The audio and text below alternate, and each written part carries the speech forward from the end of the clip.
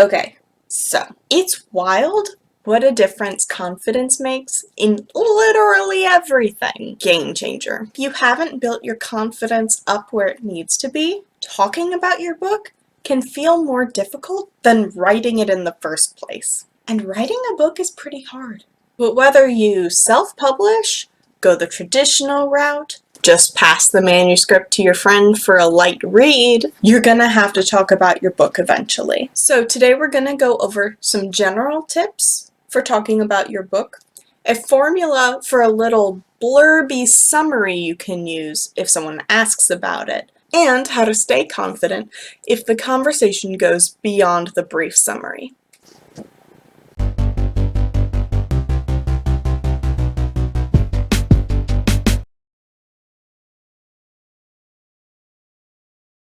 First, we have to acknowledge something. Self-doubt is, unfortunately, part of the creative process. It never really goes away. We gotta live with that and move on.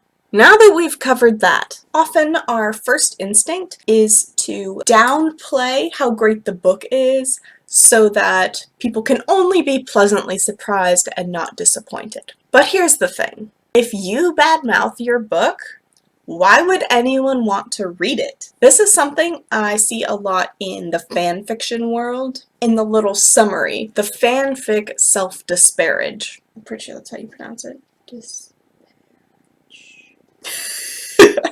Warning readers that it might not be great. A line about what the story's about, and then, sorry for the bad summary. First fanfic, sorry it's probably bad. Please be nice. Probably OOC, sorry. The fanfic self-disparage. It doesn't exactly instill confidence in the story. Some examples of verbal doubt. It might be boring. Yeah, it's been told before, but I'm trying.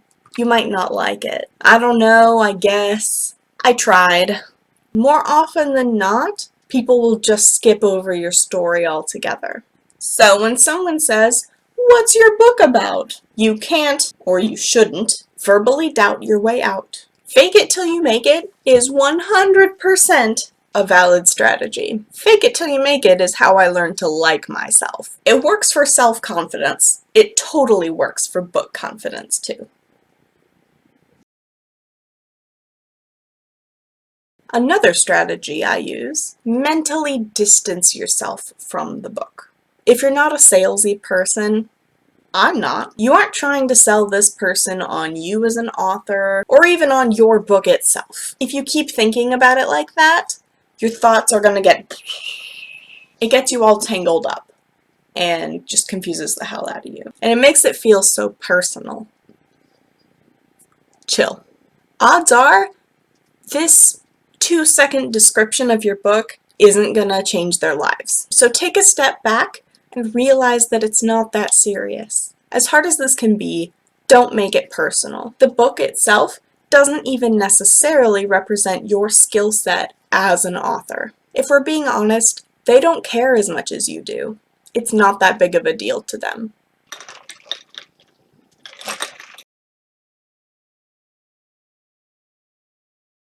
Come up with a really quick, general description of your book, 2 sentences, maybe, and practice it over and over and over, until you can rattle it off without second-guessing yourself.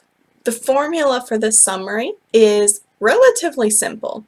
Abby Emmons' description of this formula is spot on. Formula for a quick blurby summary of your book is the audience plus setting, if it's relevant, plus genre, and it's about theme or premise. Number 1. The first part you need to analyze about your book is the easiest part. What's your genre and what's your audience? Are you writing a middle grade fantasy? Are you writing YA horror? You can also include the setting here if it's relevant. For example, romance novels tend to be separated into contemporary versus Regency. So in that genre, it would be important to say adult contemporary romance. So you've got the genre and you've got the general age of your target audience. Number 2, what is it? What's the theme? So what is the general concept that this revolves around? It's a YA horror about family. It's an adult thriller about learning to love yourself. It's a middle grade fantasy about communism. You can be super general here. Love, family, friendship, finding yourself, loving yourself, selflessness. For real. Super general. 3, last but not least, what's the premise? This isn't quite as general as the theme, but it's still not a full rundown of the story. What's the premise? You might use the inciting incident or the general overarching plot. This is very general. It's not an info dump. If you can't think of a plot, why is that? If your story is more character-driven than plot-driven, you can provide a quick summary of the character arc. So, you come up with a, as much as possible, 100% objective, fact-based summary of what happens in your book. In general, 2 sentences maximum.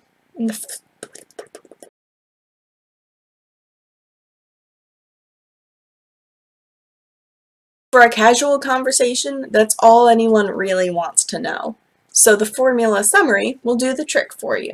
Where things can get difficult is when the person you're talking to wants to know more about the story. You're still not allowed to info dump, and you're still not allowed to verbally doubt your way away from the conversation. So how do you stay confident, or at least fake confident, when they want more details? You wrote this story because it has things you like, right? We took a step back in making the conversation not personal. We're going to take another step back. Ignore what you think that person is looking for in a book. It can be easy to try to frame the story details in terms of what you think that person is looking for. Remember, this isn't a sale. Even if it is, it's not. What do you like to see in a book? What are the aspects of this book that you loved writing and that you love reading in other people's books? What are your favorite aspects of the story? When you focus on the things that you like rather than trying to cater to their interests, you will light up. It is super obvious when someone is talking about something that they love, something they're passionate about, something they enjoy, something they genuinely enjoy. Especially in genres like romance, where there tends to be a prejudice against it on principle, you really gotta make sure that you're focusing on what you like and not what Joe McStevens wants to hear. I could be talking to my 50-year-old male coworker. He's not interested in reading my fluffy romance. That's okay. I didn't write it for him. This goes back to remembering not to think about it as a sale. Let's recap. Confidence is a game changer, but even if you don't feel it at first, fake it till you make it is 100% a viable strategy. Take a step back. Remember that this isn't personal, and honestly, they don't care about this as much as you do. It sounds mean, but it's true. Once you have your quick formula summary, practice it repetitively until you can spit it out without thinking about it. That formula is audience, setting if relevant, genre, about, theme or premise. And you can include an adjective at the beginning if it makes you happy. If the person asks for more details about the book, don't try to cater to what you think they're looking for. Focus on the things you like about the book. You can ponder it in your heart ahead of time. That way, you've got a couple of tidbits locked up and you won't have to pull them out of thin air when someone asks you about your book. My work here is done. The link to my website is below. Like and subscribe if it makes you happy, no pressure. Now go forth and talk confidently about your book. I believe in you.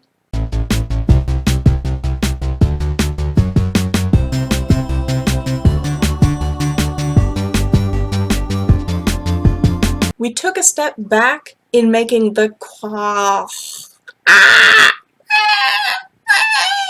pterodactyl